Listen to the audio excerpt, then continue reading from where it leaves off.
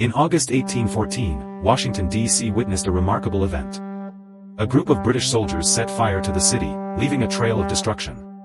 They started by burning the U.S. Capitol, followed by the president's official residence, which we now know as the White House. The fires raged for a full day, turning Washington into a chaotic scene of devastation.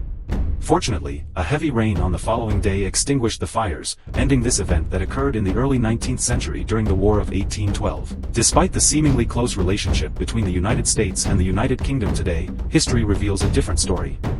After gaining independence, the U.S. was primarily focused on expanding its territories, believing it had a divine obligation to do so and share its civilization. It initially turned its attention toward neighboring Canada, a British colony and the world's largest at the time. However, the situation changed due to the turmoil in Europe.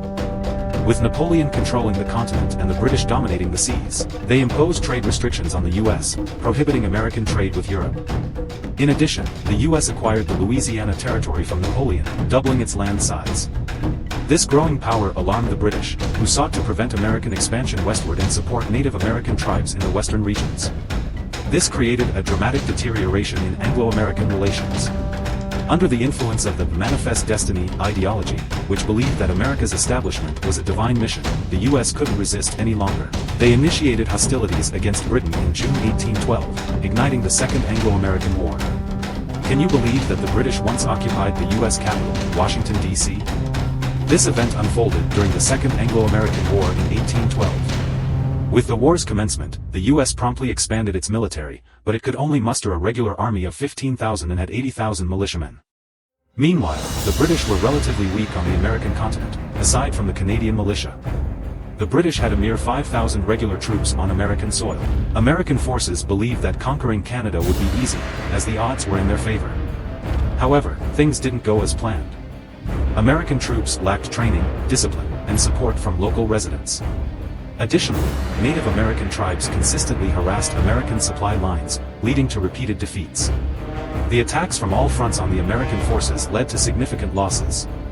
Despite the powerful naval fleet in the Great Lakes region, they found little success on the battlefields. It was becoming evident that the conquest of Canada was not as straightforward as they had thought. By 1814, with Napoleon's abdication and Britain now having more resources at its disposal, they could finally turn their full attention to dealing with the United States. Canada's Governor-General wrote to the British Navy, requesting retaliation for the U.S. raid on York, modern-day Toronto. Consequently, British forces decided to strike at the heart of the U.S., Washington, D.C. On August 19, 1814, a British-Canadian joint force of 4,000 troops landed in Chesapeake Bay, near Washington, catching the Americans off guard. The U.S. had most of its regular troops deployed in Canada, and the defense of Washington was left to about 400 soldiers and fewer than 2,000 militiamen. This British invasion of the capital city unfolded, and the outnumbered American forces could do little to stop it. The defenders were overwhelmed, and their hastily assembled defense lines proved ineffective. In a matter of days, British troops reached Washington, D.C., and, to everyone's surprise, easily captured the city. Panic ensued, and many Washingtonians fled, including President James Madison, who escaped to the Virginia mountains. The British forces then went on to set fire to several important government buildings, including the Capitol and the President's House, later known as the White House. The destruction was substantial, leaving an indelible mark on the city. But as the war continued, American troops rallied to defend their territory. The defense of Fort McHenry, immortalized in the writing of The Star-Spangled Banner, marked a turning point. Gradually, the British withdrew from the capital and regrouped. However, on the northern front, the conflict remained at a standstill. Both sides realized that the war had become a stalemate with no clear gains. So, despite 2 years of fighting, it was all for naught. In the end, both the US and Britain signed a treaty in Ghent, Belgium, in December 1814, restoring the borders to their pre-war status. The War of 1812 left both nations without any substantial territorial gains. After the war, President James Monroe ordered that the buildings set on fire by the British be painted white. This is how the White House got its name.